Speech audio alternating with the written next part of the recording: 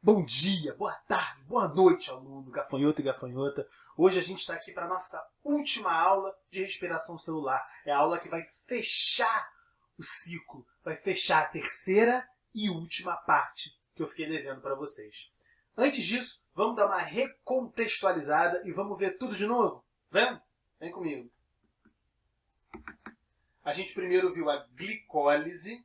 E a glicólise a gente viu que era a quebra ao meio da molécula de glicose. Isso gerava para a gente duas moléculas que eram metade da glicose, chamadas de piruvato, e gerava também um pouco de NAD. Eu falei para vocês que não era para decorar tudo, mas é importante lembrar que esse NAD ele carrega elétrons. Isso vai ficar muito importante daqui a pouquinho. A etapa aqui da glicose resumida. Logo em seguida a gente tem o ciclo de Krebs. E o que era esse ciclo de Krebs? Bom, primeiro eu tenho que falar para vocês que é um ciclo extremamente complicado. Para isso eu tenho que voltar para cá. Oi, tudo bem? O ciclo de Krebs ele é um ciclo extremamente complexo, com várias reações químicas acontecendo dentro dele. Mas o que é importante para você perceber dele são duas coisas. Vamos vê-las agora? A primeira delas, os CO2 que você tinha quebrado, ou que, melhor dizendo, que você tinha adquirido quando você comeu açúcar, e que foram quebrados no início da glicólise, a gente tem a quebra final deles aqui. Só relembrando para vocês, a gente já teve essa aula, só relembrando para vocês tudo o que acontece desde a hora que acaba a glicólise até a hora que chega aqui no ciclo de Krebs. Antes de entrar no ciclo de Krebs, a gente tem a quebra desse piruvato numa molécula que tem só 2 carbonos. Você lembra? O glicose tem 6 carbonos. Então a metade de 6 seriam 3, que é justamente a quantidade de carbonos que tem o piruvato. Só que o piruvato ele perde um desses carbonos antes de começar o ciclo de Krebs. Para te dar uma facilitada, vamos localizar isso geograficamente. Vamos localizar isso geograficamente. A glicólise acontece no citoplasma. Ou seja, não está dentro de nenhuma organela, está perdida no meio da célula. O ciclo de Krebs ele acontece no interior da mitocôndria. E antes de entrar no interior da mitocôndria, como diria meu avô, o que acontece é que esse piruvato ele perde um carbono. Então ele deixa de ser piruvato, logicamente, e passa a ser uma outra molécula. Uma molécula cujo nome vai necessitar que eu tome um gole de café. Acetil-CoA. Acetil-CoA. A acetilcoenzima A é a ligação de uma molécula de acetil com uma coenzima A. Vocês não precisam decorar o que é cada uma delas, não. Só estou dando o nome para vocês. E é essa acetil-CoA que vai entrar no ciclo de Krebs. Então essa acetil-CoA tem 2 carbonos e ela vai entrar no ciclo de Krebs. Ela vai se juntar com outra molécula de 4 carbonos, gerando uma molécula de 4 mais 2. Isso, gafanhoto! 6 carbonos. E essa molécula de 6 carbonos vai tendo reações químicas acontecendo em cima dela, até que ela libera 2 carbonos ao longo dessa tosse, soluço e ciclo de Krebs. Então você vai perder 2 carbonos ao longo do ciclo para voltar até uma molécula de 4 carbonos. E diversas reações vão acontecer. Lembra que eu falei para vocês que tinham 2 coisas importantes? A primeira delas é, preste atenção na conta dos carbonos. Aqui nessa imagem para vocês, vocês têm a conta certinha de carbonos que te dá um número mágico. Preste atenção. Eu tenho um carbono aqui, antes mesmo do ciclo de Krebs. E eu tenho mais 2 carbonos sendo liberados, aqui e aqui. 3 carbonos. Que é justamente a quantidade de carbonos que eu tinha no tal piruvato, no ácido pirúvico. Aí você vai perguntar para mim, Rodrigo, e daí? E daí? Que isso significa que esses 3 carbonos que estão aqui foram liberados. Acabou. Já era. Acabou. Já era. Foram libertos. Ou seja, você conseguiu liberar o CO2 que você precisava e os 3 carbonos foram embora. Foram embora aonde? Foram embora onde, Rodrigo? Foram embora na respiração.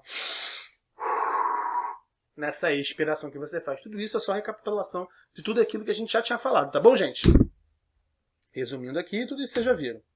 Vamos entrar na última etapa, também chamada de fosforilação oxidativa. O que significa isso? Significa que eu vou fosforilar, colocar fósforo, com o uso de oxigênio. Tudo isso vai demorar um pouquinho ainda, guarda isso, no momento chama só de cadeia respiratória. Lembra que aqui atrás eu falei que duas coisas eram importantes? Eu falei de uma delas para vocês, que era a contagem dos carbonos. Para vocês perceberem que os 6 carbonos da glicose que você ingeriu, do açúcar que você come, do alimento que você consome, vai ser liberado na forma de CO2. 3 para cada piruvato. Eu tenho 2 piruvatos, eu tenho 6 carbonos, os 6 carbonos da glicose. A outra coisa que eu falei para vocês prestarem atenção é justamente os NADs, os carregadores de elétron. Eu tenho 2 aqui, NAD e o FAD. Aqui na glicólise eu tenho NAD também sendo produzido. Então essa turma toda está carregando um monte de elétron. E aí você vai perguntar para mim, André, está carregando elétron para onde? Está carregando elétron para cá. Para cá. Eita, foi. Isso, olha só, olha, acertou. Para a cadeia respiratória. E essa cadeia respiratória, ela é a última etapa da respiração celular e é a etapa que a gente vai compreender hoje. Ela não tem mistério, ela tem muitos nomes, ela tem muitas reações, mas a ideia central delas, que é o que eu quero que vocês peguem, é muito simples. Eu vou até voltar aqui para vocês para falar isso. Oi. Então, essa ideia ela é extremamente simples. A ideia é, ao longo das primeiras 2 etapas da respiração celular, eu fui adquirindo carregadores de elétron. O que significa dizer que eu fui adquirindo carregadores de elétron? Significa dizer que eu fui buscando elétrons para essa última etapa. E esses elétrons, juntamente com hidrogênio, H,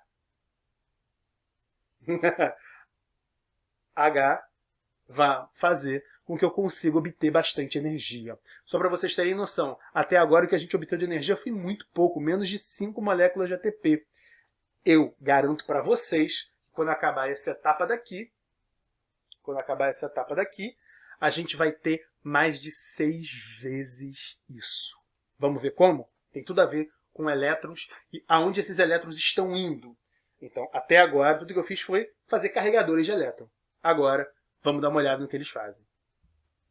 Quando chega aqui, os carregadores de elétron, eles liberam os elétrons. Então, é como se fosse um local de construção mesmo, onde os caminhões chegam dando o material da obra. Nesse caso, o que acontece é que os carregadores de elétron, o NAD e o FAD, eles vão dar elétrons para essa cadeia respiratória. O que significa dizer que é uma cadeia respiratória? Significa dizer que são várias proteínas que vão passando elétron de mão em mão.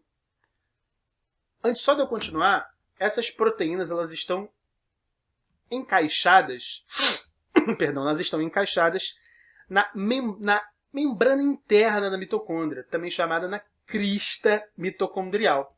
Essa crista mitocondrial, ela dá para uma região entre membranas. Você lembra que eu falei com vocês que a mitocôndria ela é uma organela que tem 2 membranas, uma dentro e uma fora. O motivo a gente vai falar mais tarde um pouco.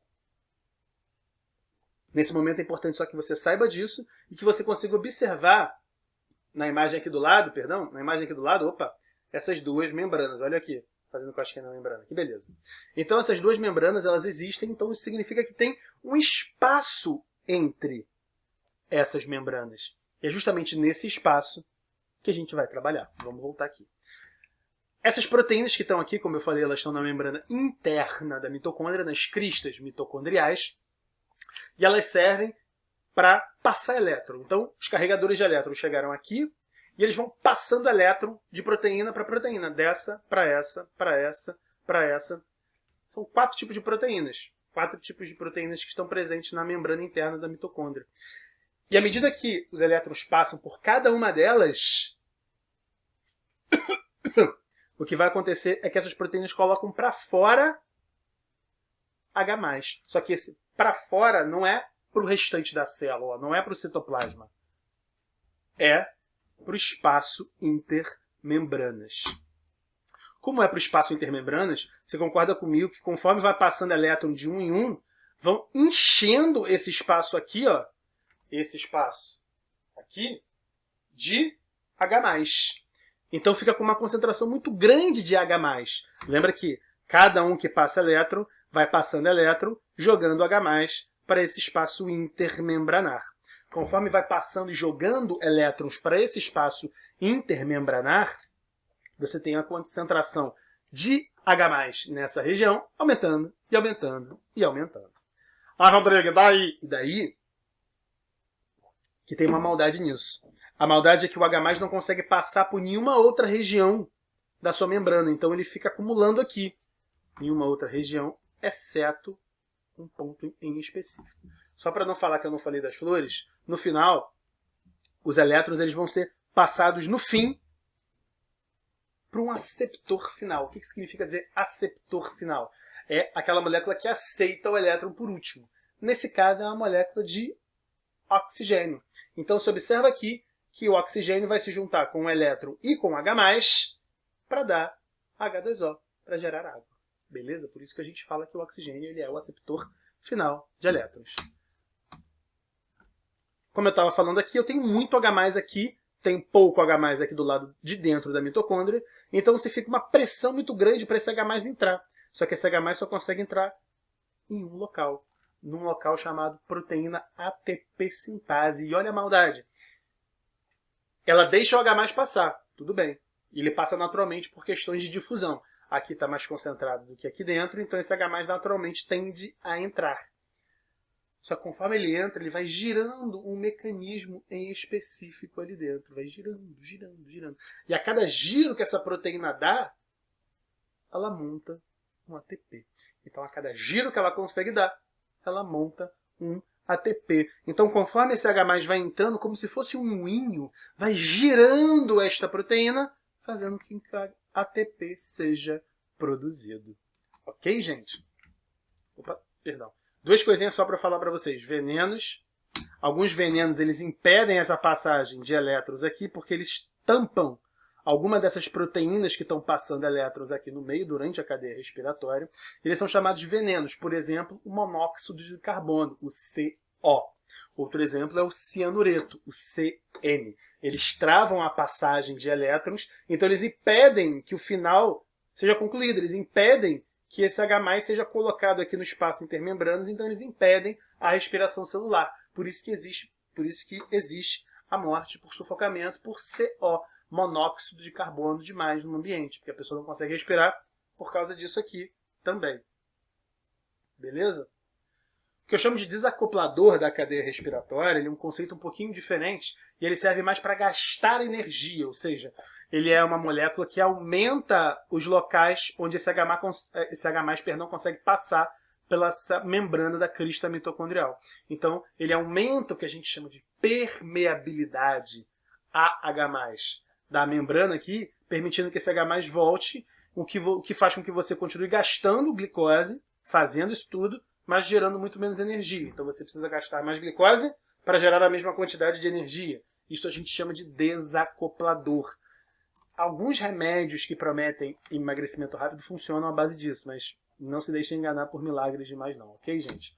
Só para finalizar, então, aqui a gente tem uma visão geral do processo. Ou seja, então, para a gente dar uma revisão geral dessa etapa, que não é muito complexa, a gente olha aqui desde o início da glicólise, onde a glicose ela é quebrada, aqui ó, já gerando um pouquinho de ATP e gerando também o estágio do SNAD. A gente vai quebrar o ciclo de Krebs, aí já entrando na mitocôndria, percebe que aqui ó, eu tenho a região onde está acontecendo cada uma dessas etapas, aqui embaixo, e além disso, eu tenho que cada etapa produz. Preste atenção então nessa imagem um pouquinho. Eu tenho desde o início lá na glicólise, a quebra da glicose, até aqui para baixo o ciclo de Krebs, isso já dentro da mitocôndria. Aqui está na mitocôndria já. E aí eu vou ter também a cadeia respiratória. Aqui em cima, fosforilação oxidativa, que a gente já viu por que se chama assim. E a gente já viu que se chama assim porque ela é uma fosforilação, ou seja, coloca fósforo, no caso, no ATP, para formar o ATP, com a presença do oxigênio, que a gente viu que servia também como aceptor final de elétrons. Isso necessita uma comemoração, um brinde de café para vocês. Finalizando, regiões onde acontece cada uma dessas etapas, o nome da etapa, ciclo de Krebs, respiração, fosforilação oxidativa, perdão. glicólise aqui no início, glicólise, ciclo de Krebs, cadeia respiratória, que vocês estão vendo as proteínas da cadeia respiratória. Só para não falar que eu não falei das flores de novo, como venenos, eu falei para vocês que a gente tem o CO e o cianeto, e como desacopladores a gente tem os termogênicos. Todo mundo já ouviu falar de um amigo que fala: toma esse remédio aqui que você vai emagrecer magicamente. Tem algumas substâncias que têm como efeito, de fato, aumentar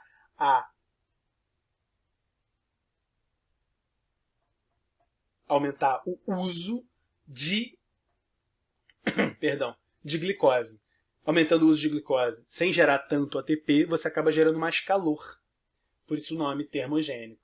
E aí você vai gastando glicose dentro do seu corpo. Esses são os desacopladores. E o que eles fazem é só diminuir a produção de ATP que você consegue por glicose, e com isso você vai aumentar a quantidade de glicose necessária para conseguir aquela quantidade de energia que você precisava.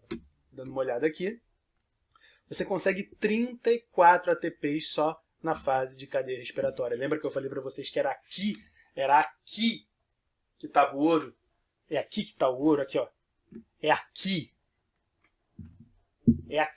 que está a maldade, é aqui que está o ouro, porque é aqui que está a maior quantidade de energia da sua respiração celular. Porque aqui, na glicólise, você tem apenas 2 ATPs formados.